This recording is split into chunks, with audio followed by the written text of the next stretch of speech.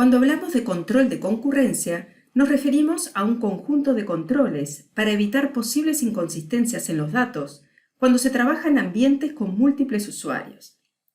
Para controlar la concurrencia es necesario bloquear la información. Además, la ejecución concurrente de los programas no debe causar una mala performance.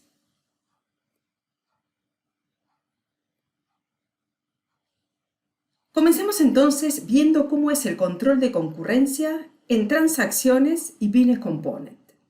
Hablemos entonces del control de concurrencia optimista. Este mecanismo asume que múltiples transacciones de base de datos se pueden completar sin afectarse unas a otras, y que por lo tanto estas transacciones pueden realizarse sin bloquear los recursos de datos que involucran. Antes de realizar una actualización, cada transacción de base de datos controla que ninguna otra haya modificado sus datos. Esto tiene una relación con la naturaleza globalizada de la web, donde varios usuarios pueden acceder a la vez a una misma página. Esto hace que el bloqueo sea inviable para las interfaces de usuario web. Es común que un usuario comience a editar un registro y luego se vaya sin seguir el enlace de cancelar o de cerrar la sesión.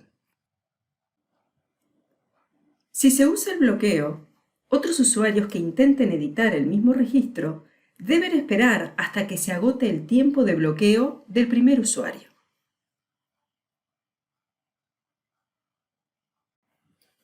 En lugar de bloquear cada registro cada vez que se usa, el sistema simplemente busca indicaciones de que dos usuarios realmente intentaron actualizar el mismo registro al mismo tiempo. Si se encuentra esa evidencia, entonces las actualizaciones de un usuario se descartan y se le informa de esto.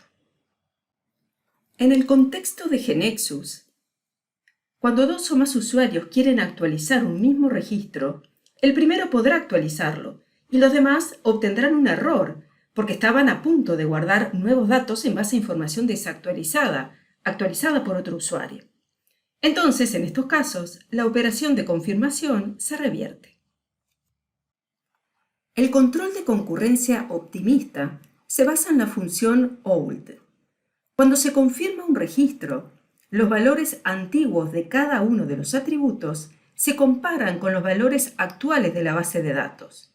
Si un valor no coincide, se muestra un error del tipo «la tabla fue modificada», lo que significa que otro usuario modificó el registro desde el momento en que obtuvo los valores.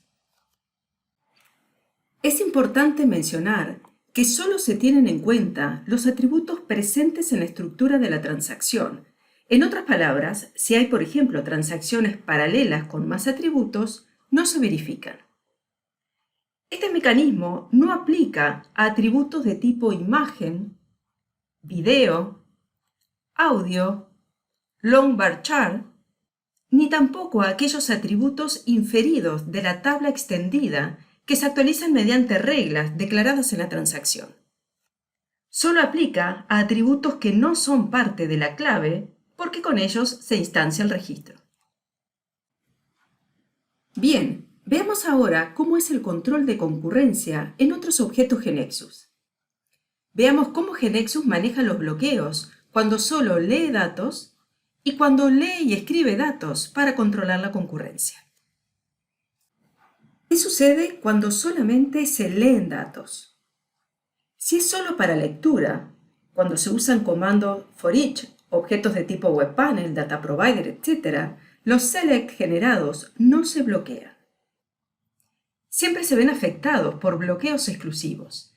Por ejemplo, en las organizaciones, las tablas se abren en una forma exclusiva. En este caso, ningún otro proceso podrá abrir las tablas, no importa si es solo para lectura.